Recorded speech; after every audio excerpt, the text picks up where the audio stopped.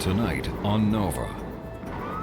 Oklahoma City, the World Trade Center, the Unabomber case.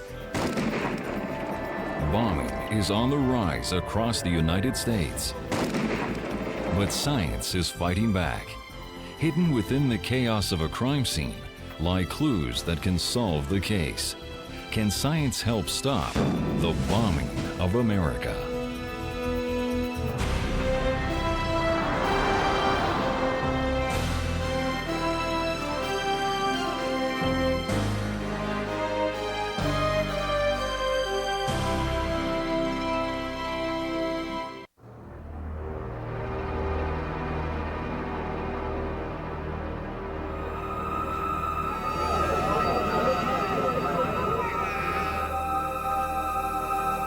On April 19, 1995, a 4,000-pound truck bomb brought down the federal building in Oklahoma City.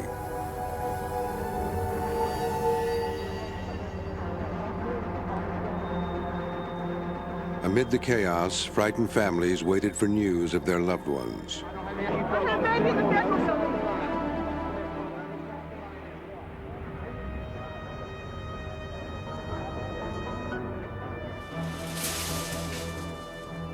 The nation watched as hundreds of dedicated search teams from around the country hunted for bodies, dead or alive, in the rubble. There's not a lot of room up there. I'd like you to stay with me when we get up there. In this same rubble lay the scorched and shattered fragments of the bomb that created this devastation. Small pieces of evidence in a mountain of debris. But Oklahoma City is just one chapter in the story of the bombing of America.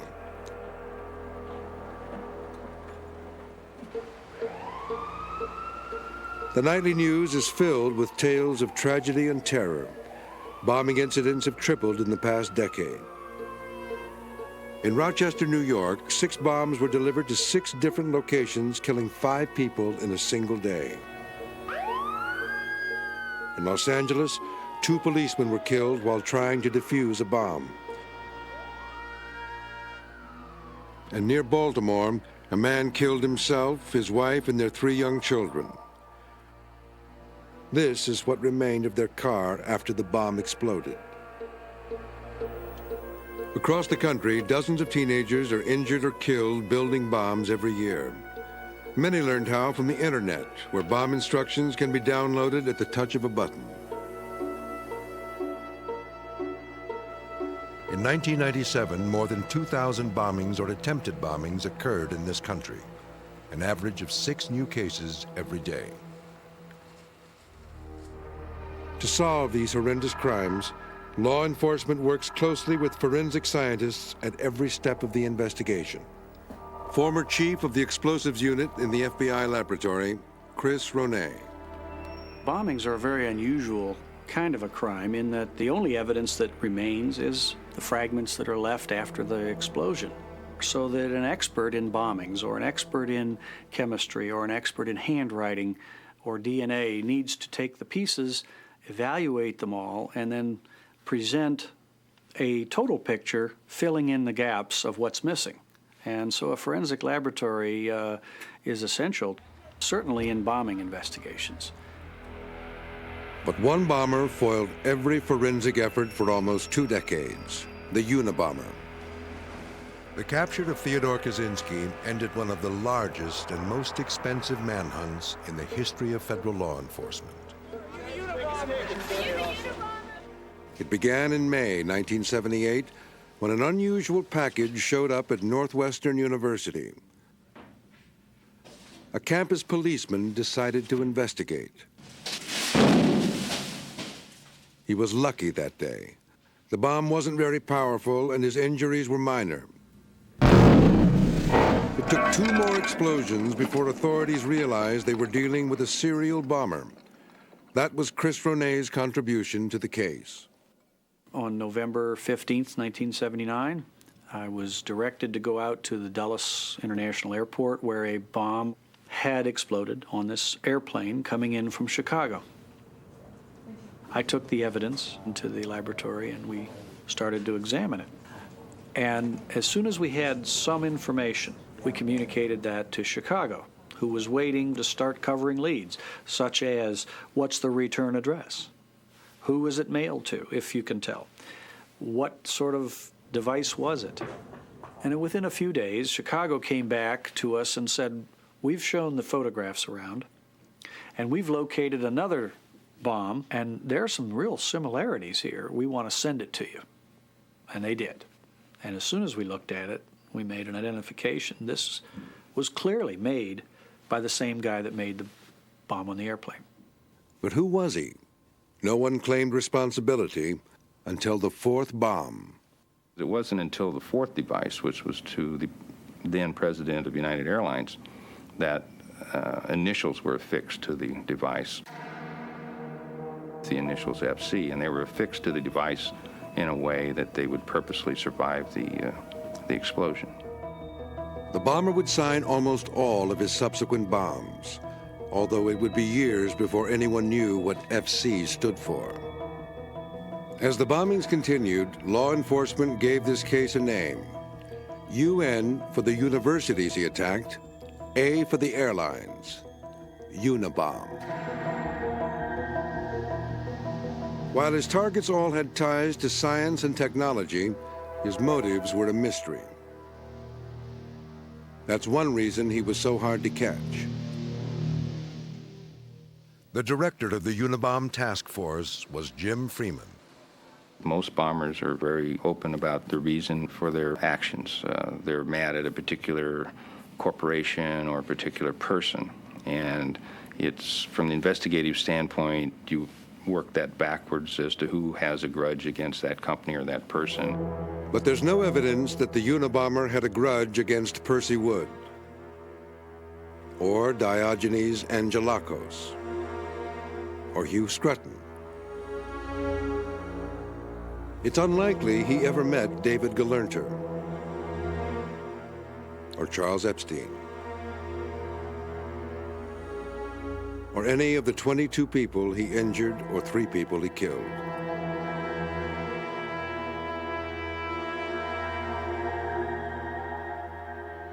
In 1985, John Hauser was a young Air Force pilot with lifelong hopes of joining NASA. To help meet the requirements, he enrolled in an engineering graduate program at the University of California at Berkeley. It was there his dreams were shattered.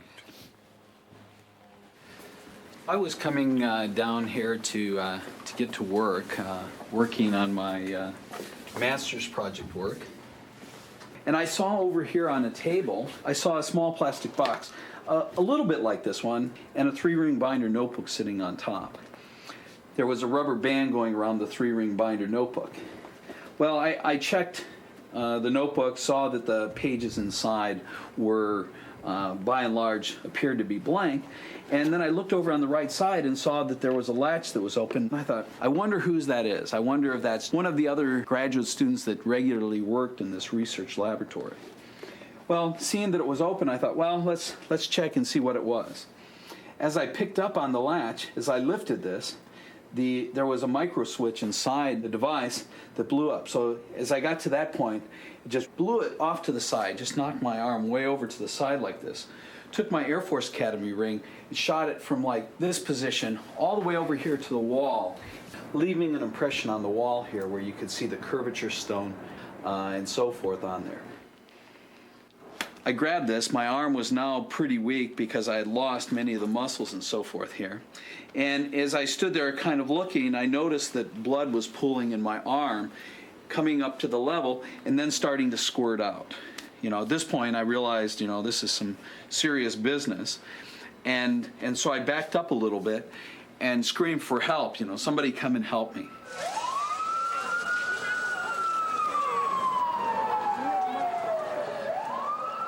John's blood loss was severe, and he was blinded in one eye. The medics tried to recover his severed fingers, hoping that some could be saved. In the middle of this crisis, it was his flying career John worried about. I can remember laying on the gurney in the emergency room. You know, my arm all swollen by the side. I guess I didn't realize how bad the damages were there. asking, I can't see out of my left eye. Am I going to be able to fly again? It was very, very, very difficult to accept that. 2 years later, investigators got a crucial lead in this now 9-year-old case. In a Salt Lake City parking lot, a woman witnessed the Unabomber place a package near her car. This is the man she saw as sketched by a police artist. A few years later, the picture was updated. After being observed, the Unabomber stopped bombing for 6 years.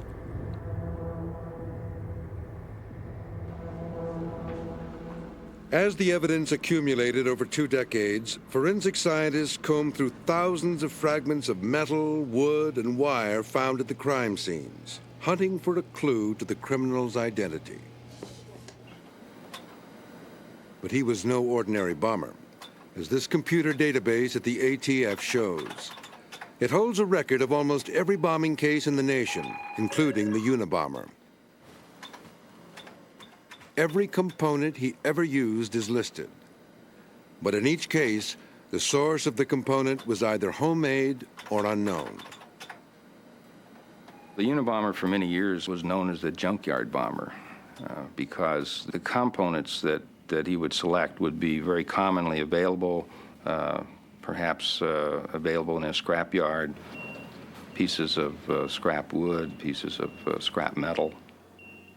He has on occasion made and fashioned screws and other fasteners that could be purchased in a hardware store. It was clearly the intent of the bomb maker to conceal any potential lead value from the investigator from the outset.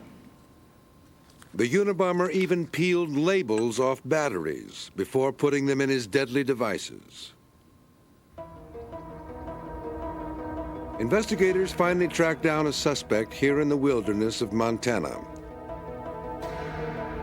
This is where Theodore Kaczynski lived as a recluse for 25 years. In the search of his cabin, investigators found a virtual bomb-making factory. Enough evidence to arrest Kaczynski for bomb possession. Among the items specified in the warrant were batteries and electrical wire, pieces of threaded pipe, and a long list of explosive chemicals. Whether any of these items can be connected to the Unabomber's crimes is a question only science can answer. Because catching a bomber is a partnership between science and good old-fashioned investigative work.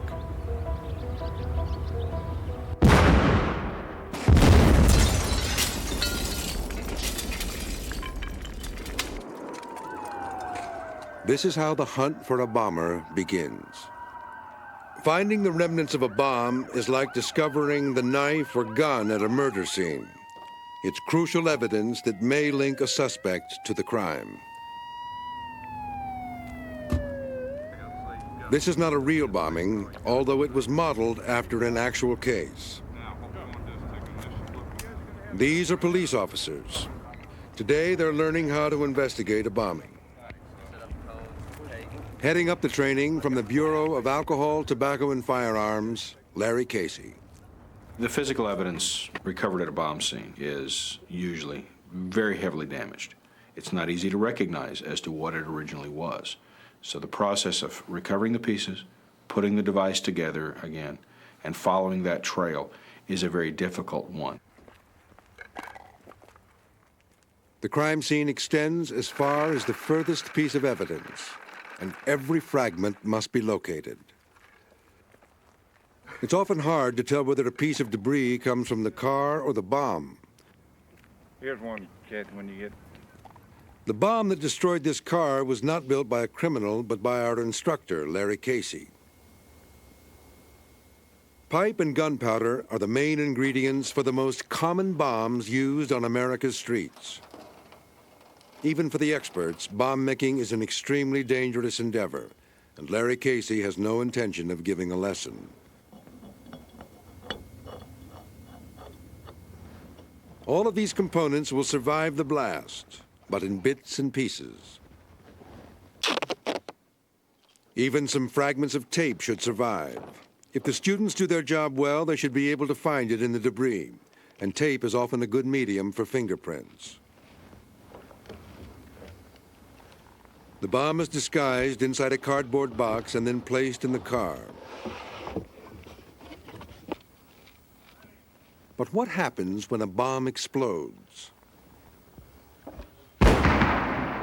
Every explosion begins with a thermal event, a rapid burst of fire or extreme heat. That's followed by a shock wave, powerful enough here to level an automobile. The hot, razor-sharp fragments from the bomb and the car travel at extremely high speeds, endangering everyone in the area. While there are many different types of explosives, they all work by releasing energy. In this pipe bomb, the energy begins to build when the gunpowder is ignited. Burning forces the powder to change form from a solid to a gas. The gas builds up inside until the pressure is so great that even a solid steel pipe bulges until it can no longer hold together. This explosion was filmed in extreme slow motion, 1 million frames a second.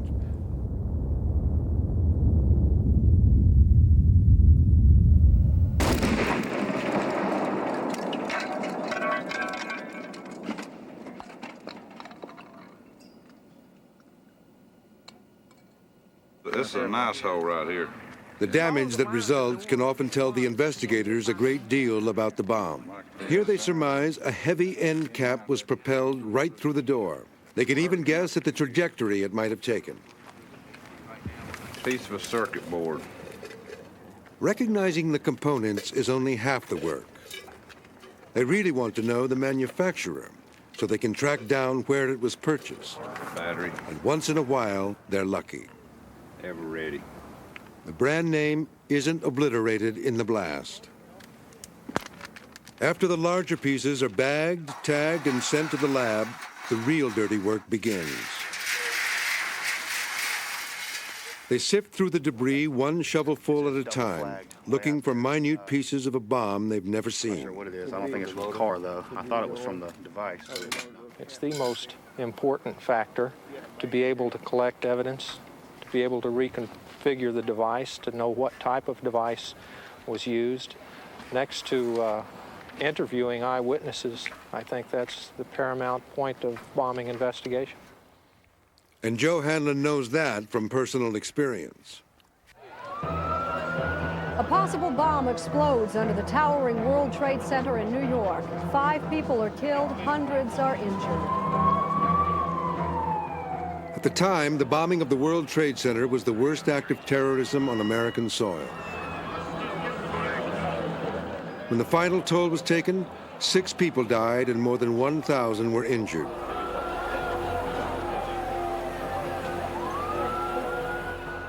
Joe Hanlon was a member of the first team of bomb investigators to enter the building. I just didn't see how we were going to get it done. I mean, I knew we could get it done. I knew we would. I knew we had to get it done, but it was extremely intimidating. This crime scene footage was shot in the first hours after the explosion. Hanlon and his team had orders to assess the site in preparation for evidence collection. The vehicles they encountered were badly damaged. But to an expert eye, it was clear that the cause of the damage was external, and the car parts found on the platform were all exterior parts. Then, Hanlon came across a few pieces that looked different from all the rest. These vehicle parts were internal parts to a vehicle. It was a differential housing, pinion gear. The severely twisted section of a vehicle frame then caught his eye. I was pretty much willing to bet my paycheck that that particular part came from the vehicle that had carried the explosives.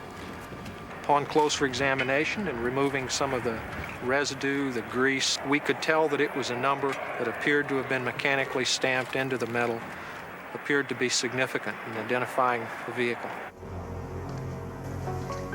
With this finding, Hanlon's orders to disturb nothing at the crime scene became tough to obey.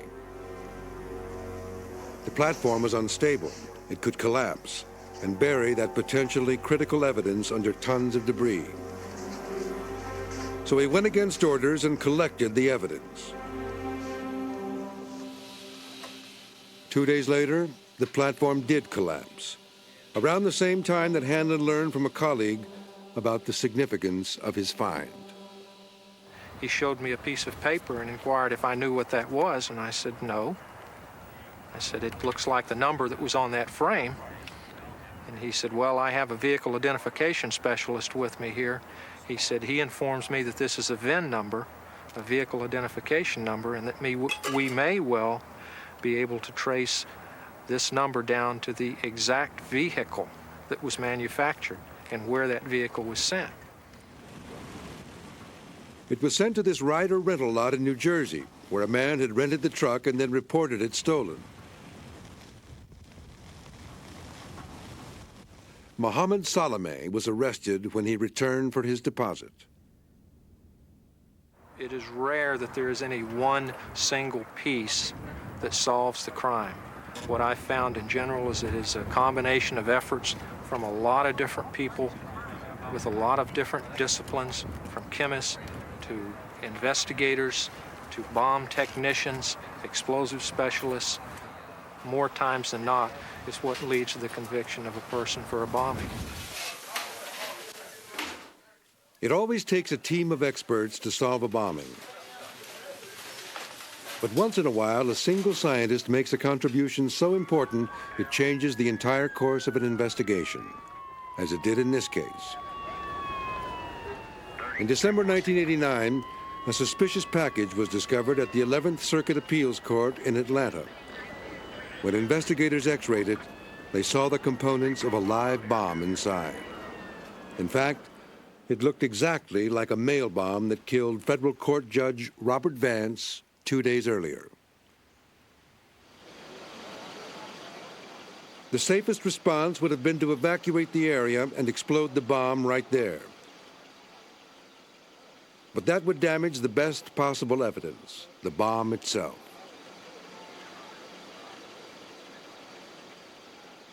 So they chose the riskier route, to move the package to the bomb range where it could be disarmed.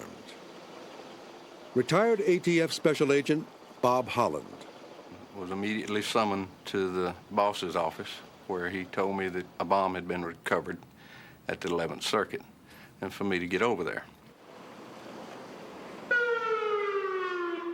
Nova has agreed not to show or describe the defusing process, because investigators don't want criminals to learn how to defeat their efforts. The bomb was disarmed intact and the evidence preserved.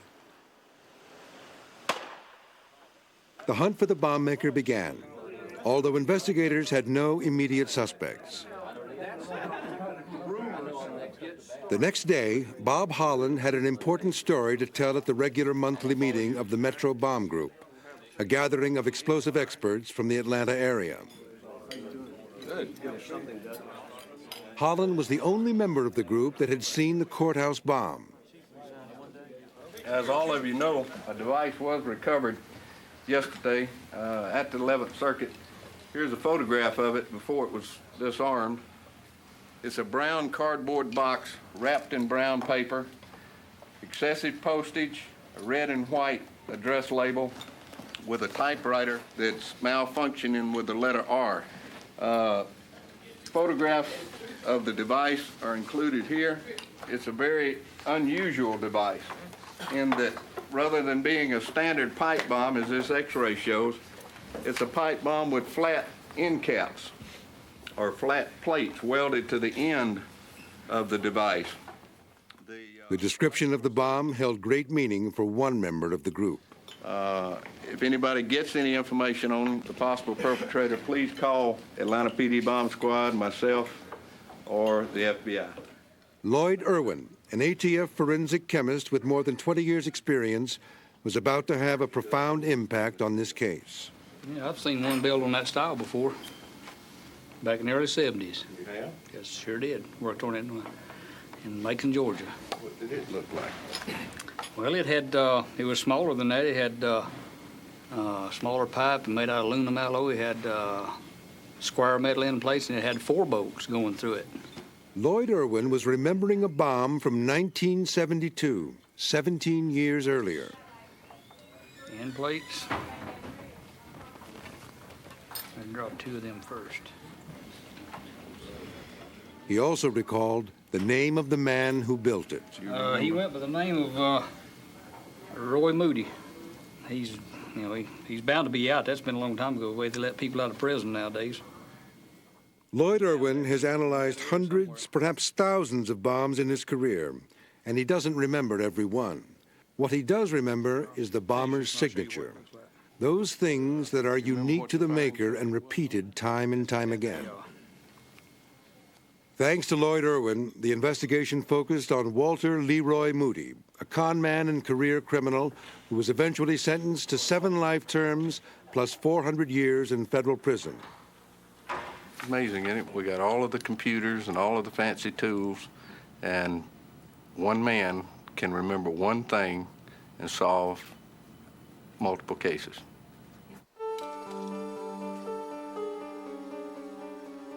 But good detective work combined with forensic science can be a powerful investigative tool.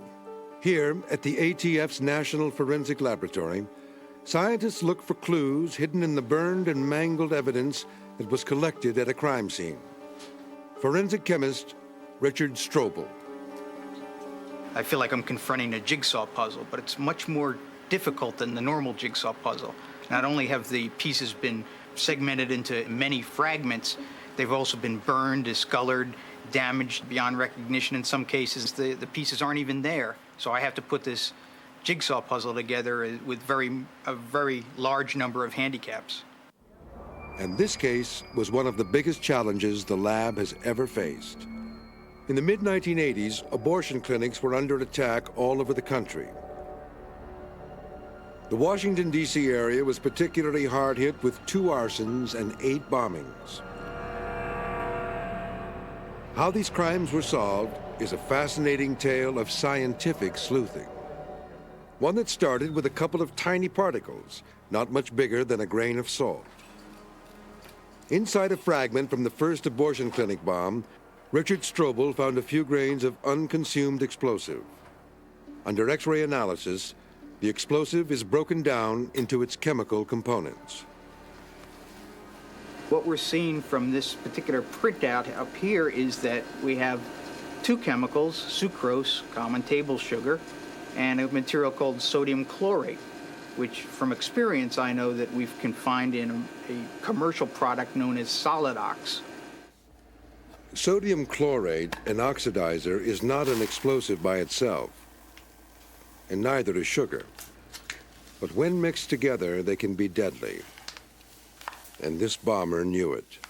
The type of explosive he uses tells us a little bit about him. Is he a kid just experimenting by using match heads? Or is he a sophisticated international terrorist who's able to make a synthesized plastic explosive? This bomber was neither, but he knew enough to mix his own explosive. And because it was so unusual, it became recognized as part of the bomber's signature. And would ultimately link the 8 bombings together.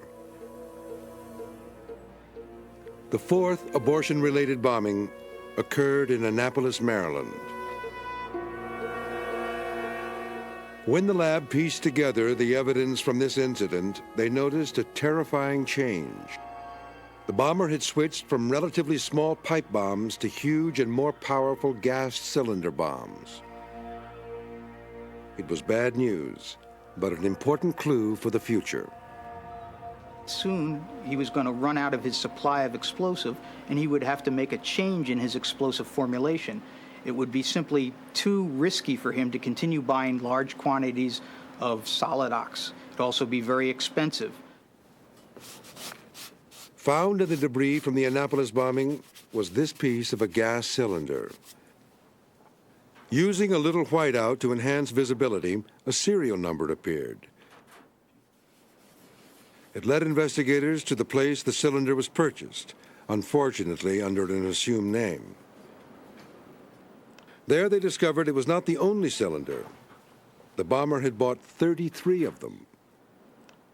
Once we knew he had that many cylinders, we knew his intent was to continue with his bombings, and he wouldn't stop till he was caught. And they were right. The fifth and sixth bombings occurred on the same day, 10 minutes apart. With his seventh bomb, the bomber finally made the move that the lab had predicted. He changed his explosive. X-ray analysis revealed he was now using a mixture largely made up of potassium nitrate. The investigators tracked down where the new chemical was purchased, and eventually that led them to the buyer. With these signed receipts, the abortion clinic bombings were solved.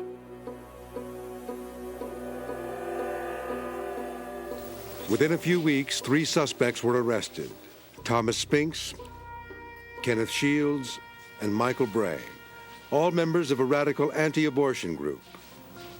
But an arrest does not close the case. Investigators have to come up with enough evidence for a conviction. They got that evidence in a search of the suspects' homes.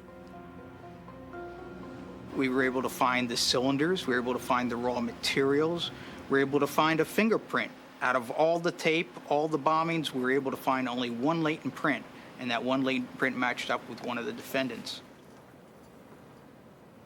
A hair found at one bomb scene was matched to Michael Bray. Paint chips scratched from the cylinders matched paint chips found on Spinks's property. And finally, there was one piece of incontrovertible evidence. Prior to the 8 bombings, there had been 2 arsons. And one of the pieces of physical evidence that we had from the very first arson was the wick of a Molotov cocktail that hadn't completely functioned. When we went to search Thomas Spinks's house, we asked Mrs. Spinks if she had any rags around, and there was a rag bag, and lo and behold, when we opened it up, we were able to find the perfect match for the material in the wick. And so that was pretty much... No one was seriously injured in the abortion clinic bombings, but that was just a matter of luck. There was no such luck in this case, as 5-year-old Erin Bauer is rushed to a Lifeline helicopter after part of her left hand was blown off by a pipe bomb. Erin and her family were shopping at this Indianapolis Kmart. Like any 5-year-old, she grabbed at things on the shelf. Unfortunately for her, a pipe bomb was hidden in a most unsuspected place. After this crime scene video was taken, the evidence was collected. From the fragments, the ATF laboratory reconstructed a model of the bomb. And this is what it looked like. The lab added the cutaway to show the bomb inside, a pipe filled with gunpowder, and a layer of BBs that were added to increase the shrapnel effect. When the switch built into the cap was moved to the on position, the bomb was designed to explode when moved even slightly. No one knows how long it sat on the shelf before Erin touched it. The husband had his child in his arms, running around. The mother was screaming. 2 men came up. Both of them just were paramedics. Her hand, I'm not sure how much, but several parts were actually blown off. And there was a lot of blood in her stomach, and it burned her clothes all through here. We ran and we got ice because, to put her limbs in, and water, and, everybody tried to help out.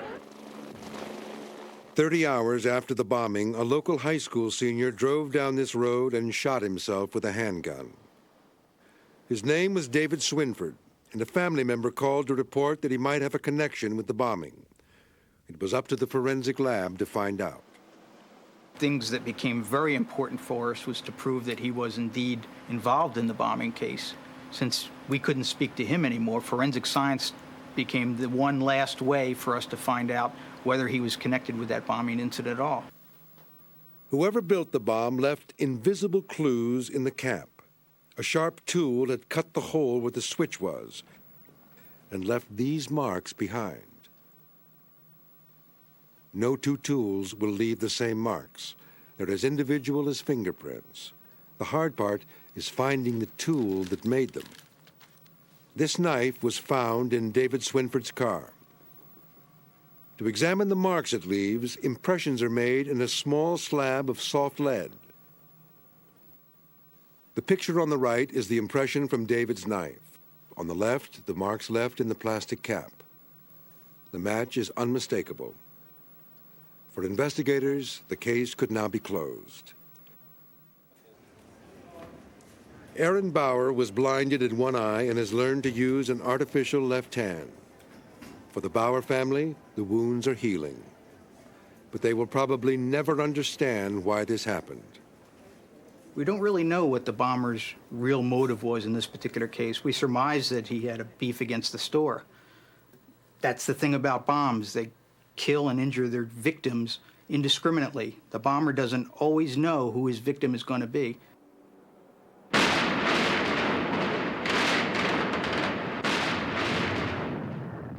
One month after the bombing, the federal building in Oklahoma City was demolished, ironically, by explosives.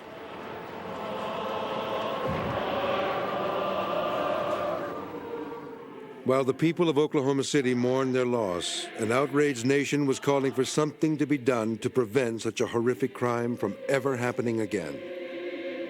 We pledge to do all we can to help you heal the injured, to rebuild this city, and to bring to justice those who did this evil.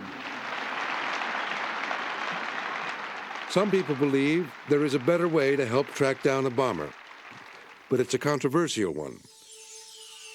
These may look like grains of sand, but they're actually tiny chips of plastic called Tagants, strong enough to survive an explosion. In theory, Tagants could be added during the manufacturing process to anything that can be used in a bomb, from high explosives like dynamite to low explosives like gunpowder and even fertilizer.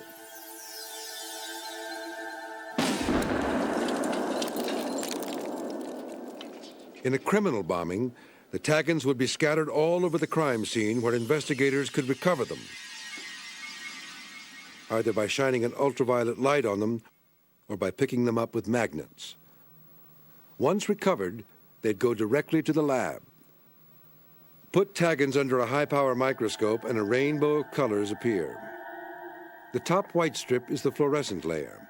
The other colors are a code that indicates when the explosive was made, who made it, and ultimately the retail location where it was sold.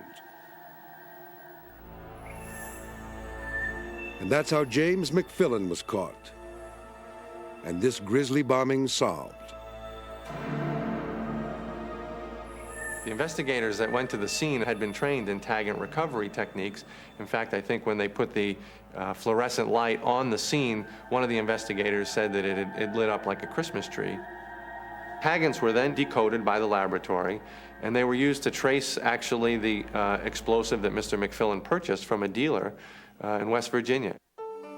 The McFillin bombing occurred more than 2 decades ago, when Tagants were new and being tested in a pilot program. He was the first person to be caught and convicted with Tagant evidence, and the only one. Shortly after the McFillin case, Congress stopped funding the Tagant test when the explosive industry pulled out. The makers of high explosives were worried about safety. They also questioned the added costs when fewer than 4% of all criminal bombings involve commercial high explosives. And because of the role that high explosives play in our daily lives, the industry doubted the long-term value of Tagants to law enforcement. A former chief of the FBI explosives unit now represents the industry. The Tagants in materials derived from explosives will live forever. So they will be in all the building blocks, and they'll be in all the roads, and they'll be in all the foodstuffs and things around agriculture where explosives are used. 3, 2, 1, fire, go!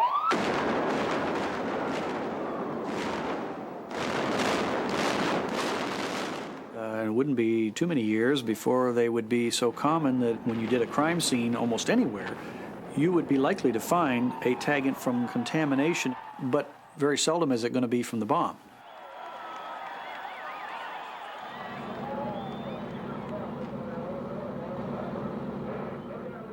The average stick of dynamite in the Tagant program had more than 2,000 Tagants in it. So when you go to a scene and you're investigating, you may find stray Tagants that were in the construction material, but the overwhelming concentration of Tagants will be from the device itself. The question is not only whether Tagants can be made effective for law enforcement, but whether they will be accepted by industry. 20 years have passed, and at the time the Tagant research and pilot program was going on, everyone concluded that there needed to be more tests and there needed to be more study. We just haven't done it, and technology has changed and evolved over the years, that there may be something else out there, and we need to start funding and we need to start researching what those alternatives are. It's unlikely that Tagants would have been much help in the Unabomber case. He used match heads as the explosive in his first 2 bombs, and since 1982 he used a mixture of chemicals that would never have been part of a tagging program. When we knew we had a series of bombings perpetrated by one individual, all of the traditional techniques were used, and we found pretty quickly that the Unabomber recycled many common things, and he didn't buy components. There were no serial numbers. So the traditional techniques of tracing a component from a bomb didn't work. It didn't lead us anywhere. Another technique used in investigating bombings particularly is to look at the victimology. Who were his victims? What were the motives? How did they connect? What were the common aspects of each of these bombings? Other than a link to science and technology, there were no obvious connections among his victims. So investigators took another approach to help track down the bomber. This is the FBI Investigative Support Unit in Quantico, Virginia. Here, behavioral scientists study every piece of evidence collected on a case. The way the body was deposited, the type of ligature strangulation. Their goal is to create a profile, a behavioral portrait of the person who committed the crime. They're suspicious of others. While the technique of profiling has been refined at the FBI, it didn't start there. It began with another case, another serial bomber, more than 50 years ago. Looking at the story of the Mad Bomber is almost a template for Unabomber.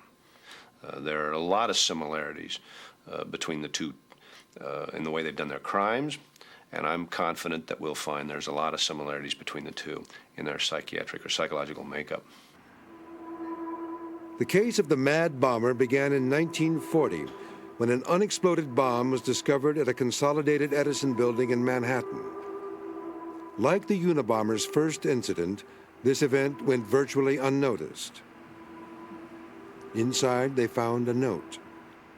It was signed FP, and it took 16 years to learn what those initials stood for, about the same time it took to discover what the Unabomber's FC means. The Mad Bomber placed a second device also at Con Ed 1 year later. Then, like the Unabomber, his bombs stopped for years. When somebody stops committing crimes, as in the case of Unabomber, there's a lot of speculation that the individual was in jail or committed to a mental institution or hopefully blew himself up. But the Mad Bomber told police why he stopped: patriotism. He promised to cease his bomb activities until World War II was over. And he kept his promise. When the Mad Bomber resumed his activities in 1951, his devices were bigger and more powerful. Like the Unabomber, he too fabricated most of his bomb components. By 1956, he had placed about 30 bombs and widened his targets from Con Ed to libraries, theaters, and department stores. The injuries were mounting, and the city was terrified. The final straw occurred at the Paramount Theater in December 1956. The largest bomb yet exploded, seriously injuring 7 people. The New York bomb squad was desperate. They'd run out of clues. They had no other directions particularly. They were looking around for other ways of trying to generate leads and probably in desperation went to Dr. Brussel. With the Mad Bomber case, Dr. James Brussel, a psychiatrist with the New York Department of Mental Health, invented the modern science of criminal profiling.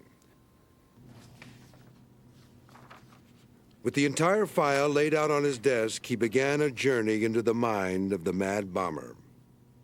In his letters, the bomber kept referring to his chronic illness for which he held Con Ed responsible.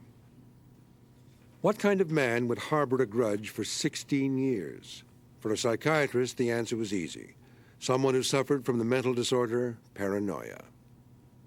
The paranoid, by definition, is in his own mind or her own mind a perfect being. They don't make mistakes. They are not crazy. Their word is the accurate word. So if things keep going wrong, obviously it has to be something causing things to go wrong. Since the symptoms of paranoia usually show up after age 20, Brussel pinned the bomber's age at no less than 35. In his letters, the use of old-fashioned phrases like dastardly deeds could mean the bomber was an immigrant or the child of immigrants. Finally, using Freudian theory, Brussel saw the bomber's underlying problem as sexual. From that, he could draw more assumptions about how this criminal lived. He included the fact that he would live with a female relative, that one or more. It also included the fact that he was not married, had probably never been married, and was a virgin, although not homosexual, as Brussel said. And in a final bit of bravado, he predicted that when this bomber was caught, he would be wearing a double-breasted suit, buttoned. With an approximate age of the bomber, police intensified their efforts, even searching through driver's license signatures. On Christmas Day, 1956, Brussel's profile was published. It would ultimately solve the case. Alice Kelly, a secretary at Con Ed, read the profile in the papers. For days, she had been scouring old files for employees with health complaints. Then she found this one, a man injured in a boiler accident. On sick pay for months, he was dropped from the roster when doctors found nothing wrong. He spent the next 3 years writing angry letters. And in them, dastardly deeds. That uncommon phrase mentioned in the profile was used repeatedly. Alice Kelly saved this file for the police. It led them to this house in Waterbury, Connecticut. When George Metesky answered the door, he confessed immediately.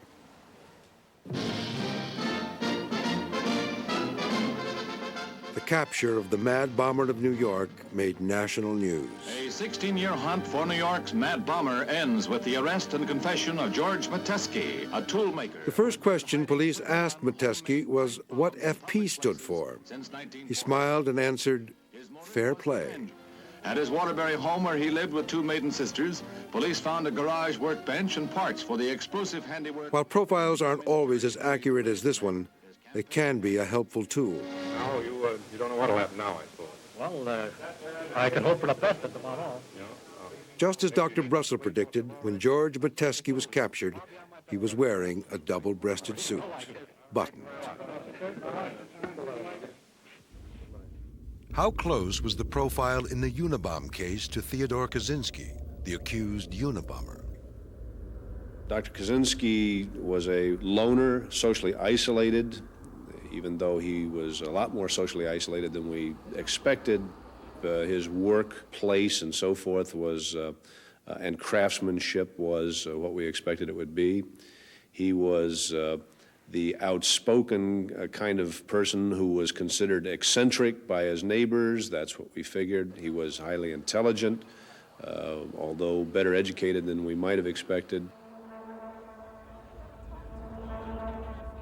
For the first 15 years, the Unabomber carried out his violent crimes in virtual silence. Investigators could only speculate why he was bombing. Then he went public with a 35,000-word manifesto published in August 1995. In it, he revealed his hatred for science and technology and justified his violence. At the same time, he finally disclosed what FC stands for. Unabom is driven by emotional storms that we can only vaguely understand.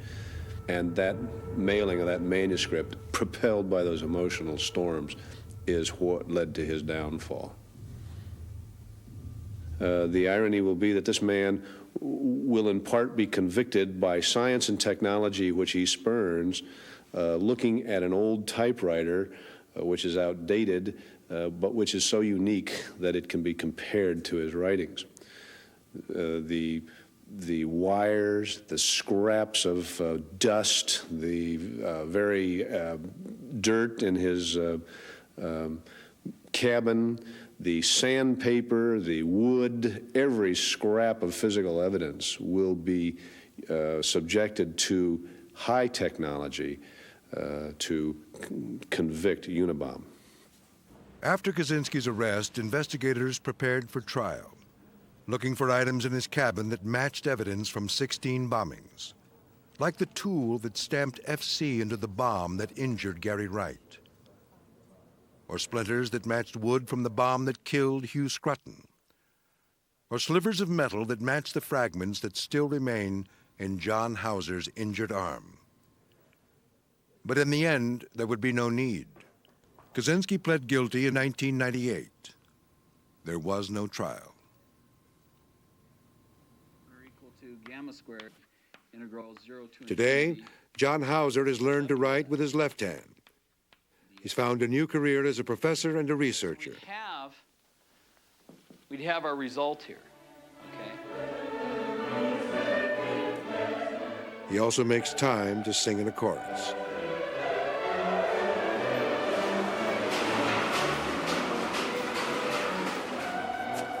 John is luckier than some bombing victims. He survived, and he found the strength to rebuild his life. Clear! While he can't fly the jets he loved so much, he does fly a light plane, one that makes fewer demands on a pilot's dexterity. I could become very bitter, I suppose, but life's too precious for that, you know? I mean, if there's a blockage in this direction, find another direction and go with it. I mean, there's too many wonderful things for me to spend too much time, too much energy thinking about the Unabomber.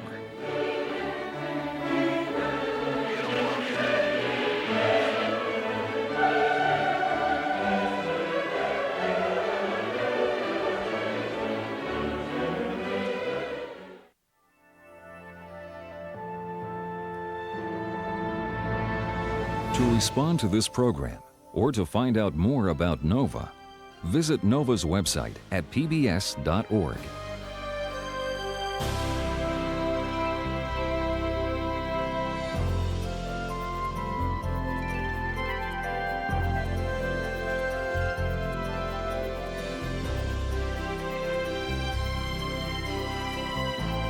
To order the show for $19.95 plus shipping and handling, call 1-800-255-9424. And to learn more about how science can solve the mysteries of our world, ask about our many other NOVA videos.